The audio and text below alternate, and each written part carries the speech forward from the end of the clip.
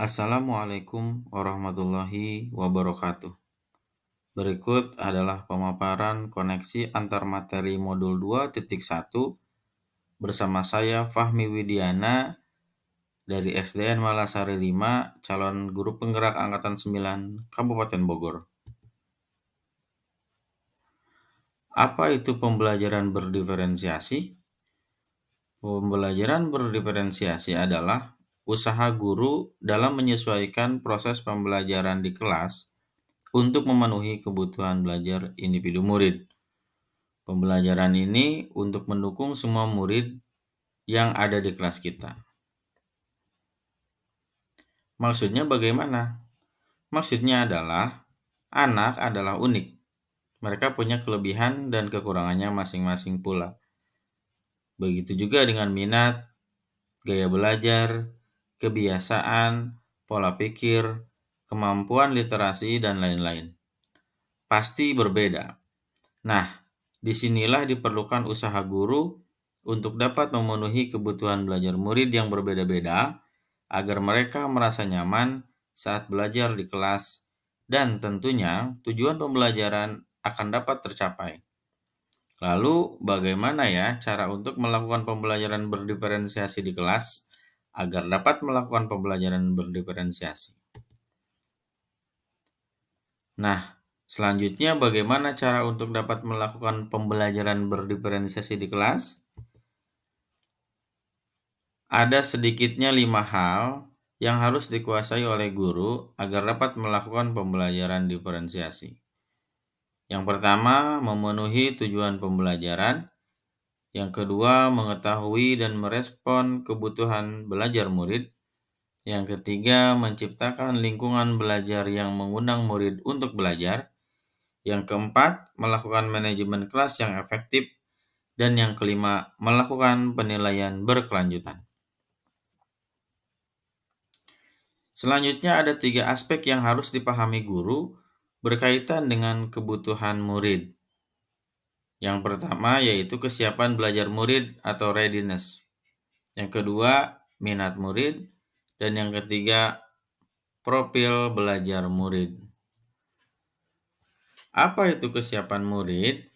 Nah, pada kesiapan belajar murid ini mengharuskan guru untuk menilai pengetahuan awal dan menentukan apa yang telah murid ketahui dan di mana murid itu berada.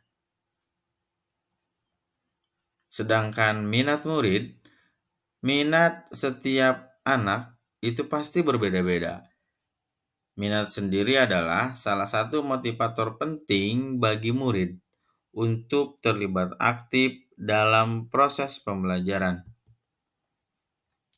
Sedangkan profil belajar murid ini terdiri dari lingkungan, budaya, gaya belajar, serta kecerdasan majemuk. Kebutuhan belajar murid dapat diidentifikasi berdasarkan cara berikut ini. Yang pertama dengan mengamati perilaku murid-murid. Yang kedua mengidentifikasi pengetahuan awal. Yang ketiga mereview dan melakukan refleksi terhadap praktik pengajaran. Yang keempat berbicara dengan guru murid sebelumnya. Yang kelima membaca rapot murid di kelas sebelumnya. Dan yang keenam menggunakan berbagai penilaian formatif dan diagnostik.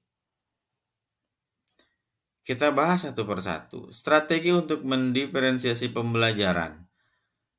Ada 3 strategi yang dapat guru lakukan. Yang pertama dengan cara diferensiasi konten. Yang kedua diferensiasi proses. Dan yang ketiga diferensiasi produk. Apa itu diferensiasi konten?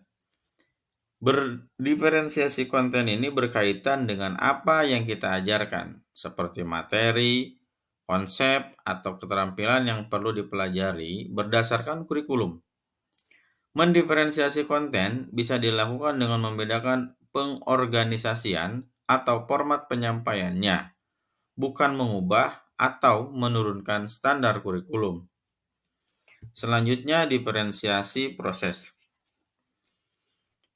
Pada diferensiasi proses, kegiatan yang memungkinkan murid untuk berlatih dan memahami atau memaknai konten dengan cara membedakan proses yang harus dijalani oleh murid. Selanjutnya, diferensiasi produk. Pada diferensiasi produk, bukti yang menunjukkan apa yang murid telah pahami dengan cara membedakan atau memodifikasi produk sebagai hasil belajar murid, hasil latihan, penerapan, dan pengembangan apa yang telah dipelajari. Selanjutnya, adakah keterkaitan antara modul pembelajaran berdiferensiasi dengan modul-modul yang lain yang sudah dipelajari pada pertemuan sebelumnya? Tentu ada. Kita lihat dari modul 1.1 dengan modul 2.1. Untuk dapat melakukan pembelajaran berdiferensiasi, maka guru harus berusaha memenuhi kebutuhan belajar murid sesuai dengan kodrat alam dan kodrat zaman berdasarkan filosofi Ki Hajar Dewantara. Keterkaitan yang kedua, modul 1.2 dengan modul 2.1 adalah dalam melakukan pembelajaran berdiferensiasi, seorang guru penggerak harus berpihak pada murid, reflektif, mandiri, kolaboratif, dan inovatif untuk menciptakan pembelajaran berdiferensiasi agar dapat memenuhi kebutuhan murid. Dengan demikian, seorang guru penggerak dapat mewujudkan kepemimpinan murid dengan menuntun murid merdeka belajar.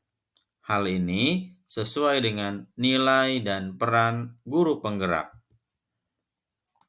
Selanjutnya, keterkaitan modul 1.3 dengan modul 2.1 ini adalah pembelajaran berdiferensiasi dan menjadi salah satu strategi untuk mewujudkan visi guru penggerak, yaitu berpihak kepada murid.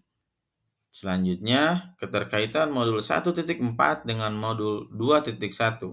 Dalam pelaksanaan pembelajaran berdiferensiasi antara guru dan murid harus ada kesepakatan kelas terlebih dahulu agar proses pembelajaran dapat berjalan dengan baik sesuai dengan nilai-nilai budaya positif.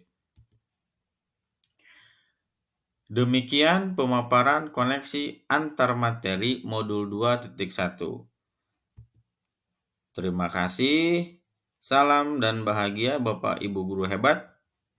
Bergerak, tergerak, menggerakkan. Wassalamualaikum warahmatullahi wabarakatuh.